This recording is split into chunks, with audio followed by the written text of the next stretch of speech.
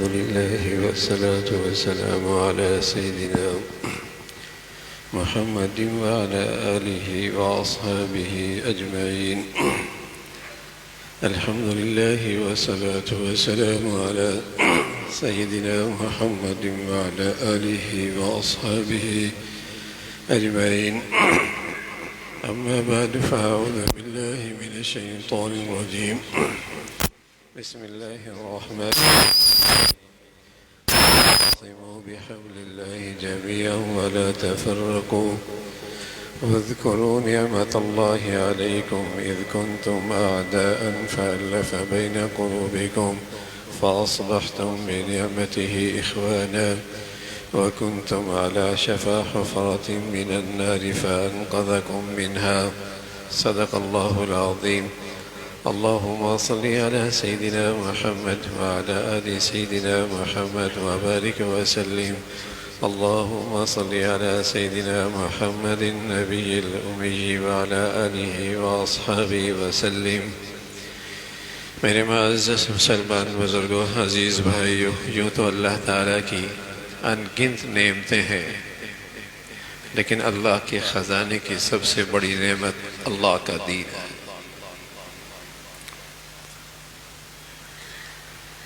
یوں تو اللہ کی ان گنت نعمتیں ہیں، شمار کوئی نہیں ہے.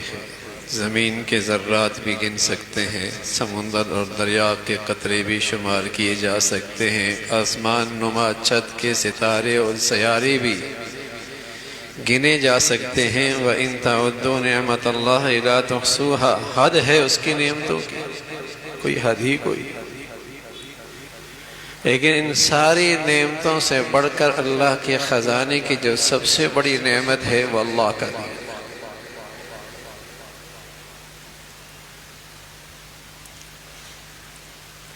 جس شخص کے پاس اللہ کی ساری نعمتیں ہوں، اللہ کا دین نہ ہو، وہ بد نصیب. اور بھائی، کسی کی آزمائش ایسی ہو جائے کہ کچھ بھی دنیا کی نعمتیں نہ ملی ہوں، ایمان اور دین مل گیا ہو، قسم خدا کی پھر بھی وہ خوش نصیب، وہ پھر بھی خوش نصیب. اس کے نصیب بڑے اونچے ہیں، اس کی قسمت بڑی ہے، اللہ تعالیٰ اس سے بڑا راضی ہے. تو اللہ کے خزانے کی سب سے بڑی نعمت اللہ کا دین ہے. نصیب ہو جائے، اور یہی وہ نعمت ہے جو اس امت کی تمام اکائیوں کو وحدت کی لڑی میں پرو دیتی. یہی وہ طاقت ہے، اسی دین میں یہ طاقت ہے کہ اس امت کی ساری اکائیاں جو ملکوں کے لحاظ سے ہوں، جغرافی لحاظ سے تقسیم ہوں، زبان کے لحاظ سے ہوں، علاقیت کے لحاظ سے ہوں، وطن اور شہروں کے لحاظ سے ہوں، یہ جتنی اکائیاں ہیں اس دین میں طاقت ہے ان سب کو ایک وحدت کی لڑی میں پرو دے. اس دین میں یہ طاقت ہے. یہ صہیب روم سے آئے ہیں، اور یہ بلال حبشہ سے آئے ہیں، اور یہ سلیمان فارس سے آئے ہیں، اور مدینہ کی گلیوں میں یوں لگتے ہیں جیسے سبھی ایک ماں باپ کی اولاد. صہیب روم سے آئے، سلیمان فارس سے آئے ہیں، بلال حبشہ سے آئے ہیں. مختلف ذات کے، مختلف رنگ کے، مختلف علاقوں کے. سبحان اللہ. اس دین نے انہیں ایسی وحدت میں اکٹھا کیا، یوں لگتا ہے سب ایک ماں باپ کی اولاد ہے.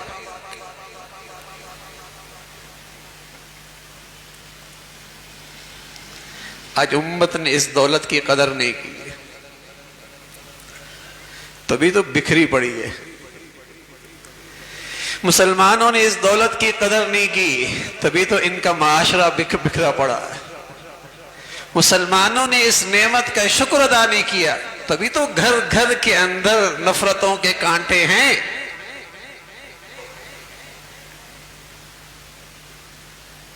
اس دین کی قدر نہیں. بڑی دولت ہے، بڑی دولت ہے۔ اور اللہ رب العزت بار بار سر کی آنکھوں سے دکھاتا ہے، جب اس نعمت کی ناقدری کی ہے، دنیا کی زندگی بھی کچھ عذاب سے کم نہیں ہوتی۔ پھر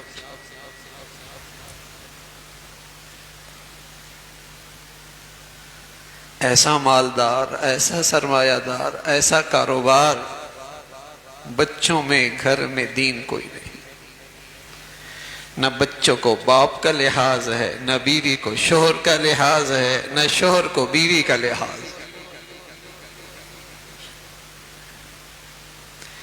جب میں اپنے بچوں اور اپنے گھر والوں کو مغرب کا دین بیزار کلچر دوں گا، پھر بھول جائیے اس میں ایمان اور دین کی قدرہ زندہ ہوں گی۔ پھر بھول جائیے کہ اس گھر میں مشرقی روایات زندہ ہوں گی۔ پھر بھول جائیے جب تم نے انہیں ایسے ماحول میں تعلیم دلائی اور ایسا معاشرہ دیا اور ایسی سوسائٹی دی اور ایسے گندگی کے اندر پھینک دیا، پھر تم امید رکھو کہ اس کے اندر دینی قدریں پیدا ہوں، اسلامی اور مشرقی روایات زندہ ہوں، پھر اس کی نظر میں ماں باپ کے رشتوں کا کوئی لحاظ نہیں، پھر ان قدروں کا کوئی لحاظ نہیں ہے۔ ایک اللہ کا دین ہے، سبحان اللہ۔ جھونپڑی ہو یا کوٹھی، اگر یہ نصیب ہو جائے تو زندگی کے رشتوں میں وہ محبتوں کی مٹھاس ملتی ہے جو قریب قریب جنت میں ملے گی۔ جنت میں دو چیزیں ہر جنتی کو ملیں گی، ایک محبتوں کی فضا ملے گی، دوسری دل کا سکون اور چین ملے گا۔ یہ جنت میں ہر جنتی کو ملے گا، محبتوں کی فضا۔ وَنَزَعْنَا مَا فِي صُدُورِهِم مِّن غَلٍّ تَجْرِي مِّن تَحْتِهِمُ الْأَنْهَارُ، جنتی میں جانے والا کسی شخص کے دل میں دوسرے کے لیے کوئی کھوٹ نہیں ہوگا، سب کا دل ایک دوسرے کے لیے محبت سے بھرا ہوا ہوگا، کوئی کھوٹ نہیں ہوگا۔ دوسری چیز جو وہاں ملے گی وہ اطمینان اور سکون یا جنتی کو ملے گی۔ اور جس خوش نصیب کو اللہ دین کی نعمت دے دینا، اس دنیا کے اندر بھی اسے یہ دونوں نعمتیں نصیب ہو جاتی ہیں۔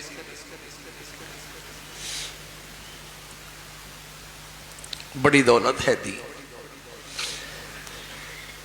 اس دین کی دولت میں تم جی رہے تھے، فَأَلَّفَ بَيْنَ قُلُوبِكُمْ، تمہارے دلوں میں ایک دوسرے کے لیے الفت اور محبت تھی،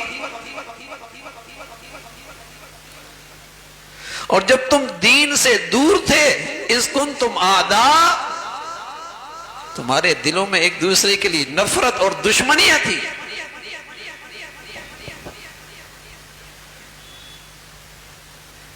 جب تمہارے اندر یہ دین نہیں تھا، اس کی تصویر یہ ہے، اِذْ كُنْتُمْ أَعْدَاءَ، اور تمہاری زندگی میں دین کی نعمت آ گئی، فَأَلَّفَ بَيْنَ قُلُوبِكُمْ فَأَصْبَحْتُمْ بِنِعْمَتِهِ إِخْوَانًا، اس دین کی نعمت سے اللہ نے تمہارے اندر بھائی چارہ قائم کر دیا، اخوت اسلامی، اسلامی رشتے کی یہ مٹھاس تمہارے دلوں میں آ گئی۔ بڑی دولت تھی، یہ بڑی دولت تھی۔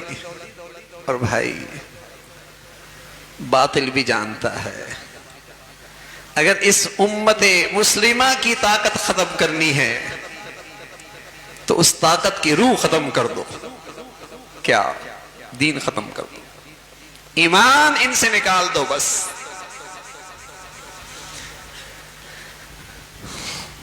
سارا عالمی باطل کا ایجنڈا یہی ہے کہ اسلامی دنیا میں دین کی روح باقی نہ رہے، بس مسلمان رہے، اسلام نہ رہے۔ اس لیے کہ اگر اسلام آ گیا تو یہ مشرق مغرب شمال جنوب کالا گورا ایک جسم کے مانند ایک جسم کی مانند. باطل بھی جانتا ہے، اس کا عالمی ایجنڈا ہے کہ اگر ان کو مغلوب رکھنا ہے، ماتحت رکھنا ہے، غلامیت کی زنجیروں میں جکڑ کے رکھنا ہے، راستہ ایک ہے، ان سے دین نکال دو اور ان پر ایسے لوگ مسلط کرو پوری عالمی دنیا میں جو دین بیزار ہوں، جو دین بیزار ہوں، اور پھر اس کے ماتحت ایسا معاشرہ کھڑا ہو جو دین سے دور ہو. دین بڑی طاقت ہے، دین بڑی دولت ہے.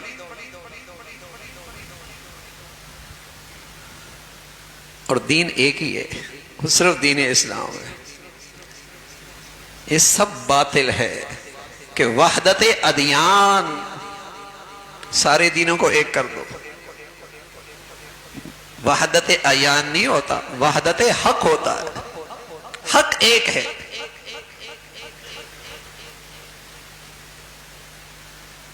حق صرف ایک ہے، باقی سب باطل ہے. ان الدین عند اللہ الاسلام، بس. ومن یبتغی غیر الاسلام دینا فلن یقبل منہ، دین کے سوا کوئی دین اللہ کے اب قابل قبول نہیں.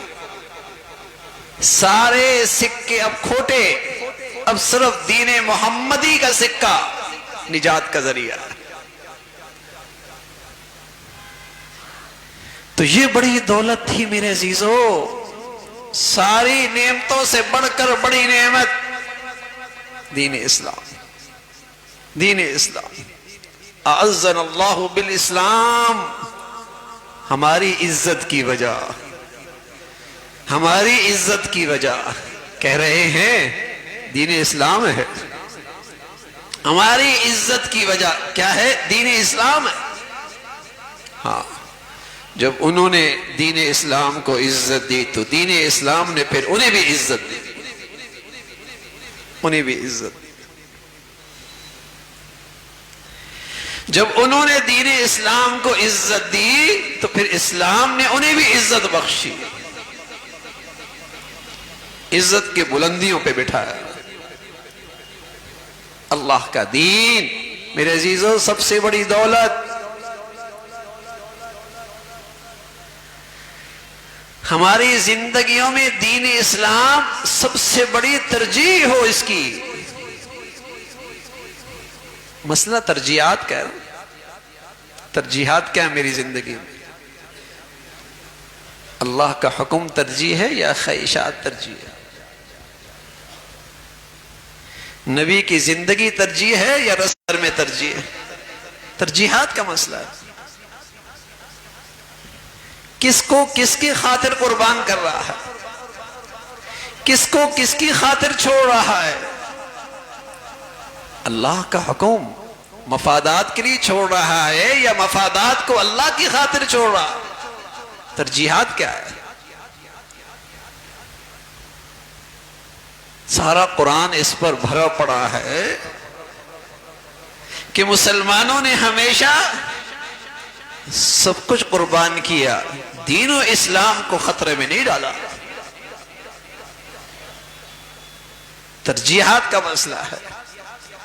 تو ہم اس نظر سے اپنی زندگی دیکھیں کہ ہمارے بچوں میں، ہمارے گھروں میں، ہماری زندگیوں میں ترجیحات کیا ہے. پہلا درجہ ہماری زندگیوں میں کس چیز کا ہے؟ کس چیز کو سامنے رکھ کر ہم سوچتے اور فیصلے کرتے؟ دین بڑی دولت.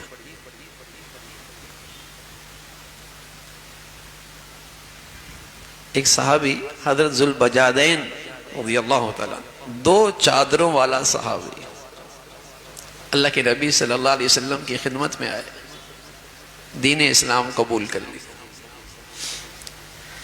جہاں رہتے تھے وہاں حالات ناسازگار تھے، حالات مشکل تھے. آپ علیہ الصلوۃ والسلام نے فرمایا بیٹے اسلام تو قبول کر لیا لیکن اس کا اظہار نہ کرنا.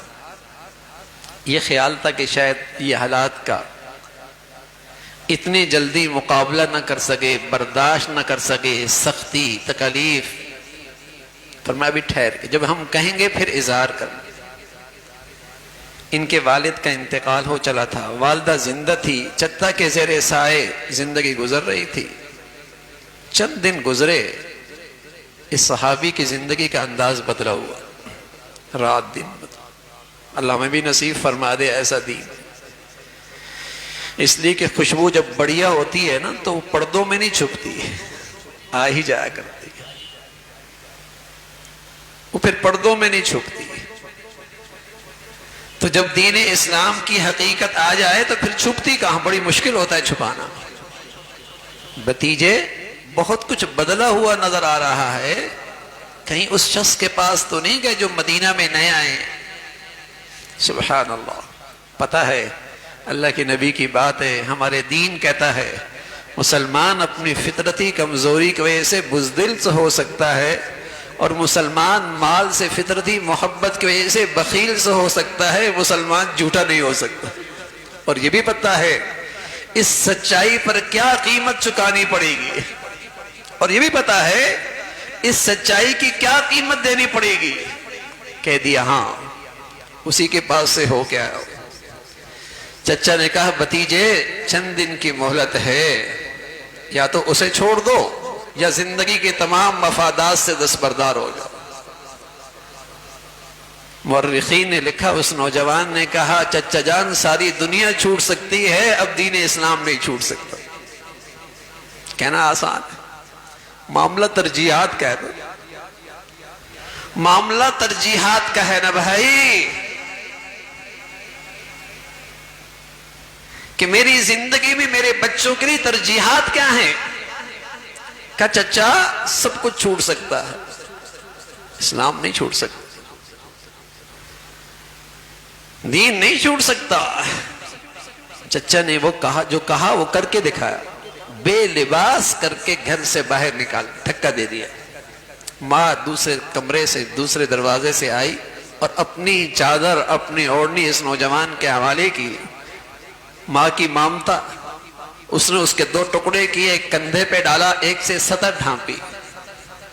یہ صحابی حضور علیہ السلام کی خدمت میں آئے، صحابہ فرماتے ہیں اللہ کے نبی نے ان کا ایسا استقبال کیا، یوں لگا جیسے آپ کا چہرہ چمک رہا، جیسے چودھویں کا چاند چمک رہا۔ آپ نے اس نوجوان کو حوصلہ دیا اور کہا اب ہم تمہارے سب کچھ ہیں، ہم تمہارے سب کچھ ہیں۔ سفر حضر میں آپ ساتھ رکھتے، ایک سفر میں اس نوجوان کی طبیعت خراب ہوئی، اللہ کے نبی نے انہیں گود میں لے لیا، اور اسی گود میں اس نوجوان کی روح پرواز کر گئی۔ اللہ کے نبی صلی اللہ علیہ وسلم فرمانے لگے ہم اس کے سب سے قریبی ہیں، نہلائیں گے بھی ہم، کفن بھی ہم پہنائیں گے، قبر میں ہم اتاریں گے۔ نہلایا، کفن پہنایا، قبر میں اترے اور ہاتھوں میں اٹھایا، اور ہاتھوں میں اٹھا کر مٹی پہ رکھنے لگے۔ حضرت عمر فرمانے لگے آج کسی جانے والے پر مجھے اتنا رشک نہیں آیا جتنا اس نوجوان پہ رشک آیا۔ آج میری اندر کی چاہت تھی کہ کاش کہ حضور کے ہاتھوں میں آج میں ہوتا۔ من کان للہ کان اللہ لہ، ارے اللہ کے بن کے تو دکھاؤ، اللہ بھی تمہارا ہو جائے گا۔ من ترک شیئا للہ عوضہ اللہ خیرا منہ، کچھ اللہ کے لیے قربان کر کے تو دیکھو، اللہ تمہیں اس سے بہتر دولت دیں گے،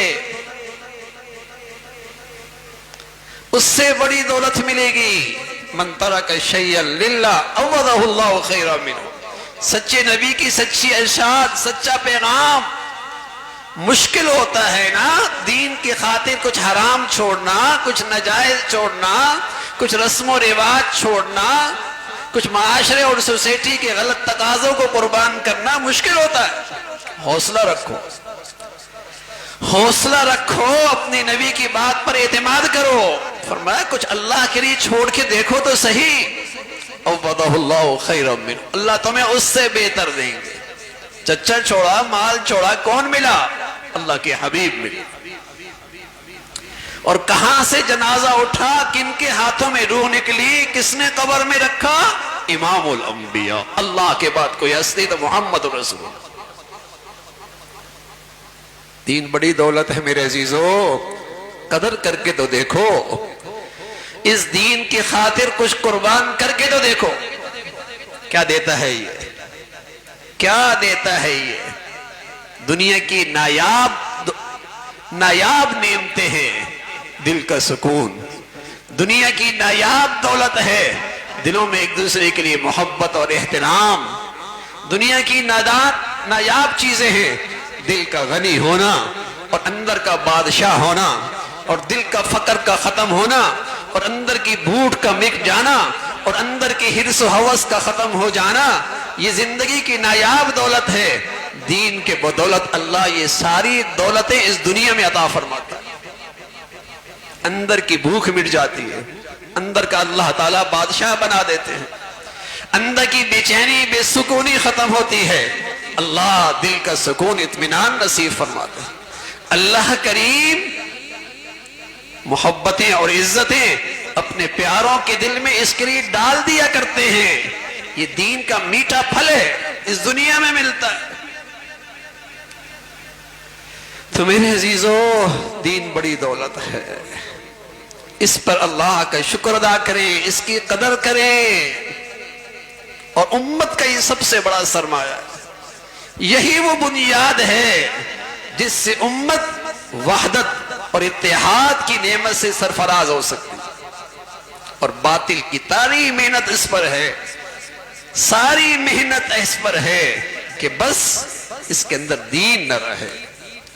آج معاش اور معیشت کے سواریوں پر ساری بے دینی آ رہی ہے، معاش اور معیشت کے سواریوں پہ سوار ہو کر ہر فتنہ آ رہا ہے، اور اس فتنے کی پیچھے بنیاد ہے مسلمانوں کو سب کچھ دے دو، دین سے بیزار کر دو، اسے دین سے دور کر دو۔ تو میرے عزیزو، ہمارا دنیا کی عزت کا سامان، ہماری دنیا کی عزت، ہماری دنیا کی طاقت، ہماری دنیا کی فلاح اور آخرت جس دولت سے ہم سرفراز ہوں گے وہ اللہ کا دین ہے۔ اسے نہ ضائع ہونے دینا، اس کی نہ قدری نہ کرنا، اس کو اپنی زندگی کی سب سے ترجیح اس کو بنانا۔ اللہ رب العزت ہمیں ہر فیصلے اور اپنی زندگی کے ہر نقشے اس دولت کو سامنے رکھ کے کرنے کی توفیق نصیب فرمائے۔ وآخر دعوانا الحمدللہ رب العالمین۔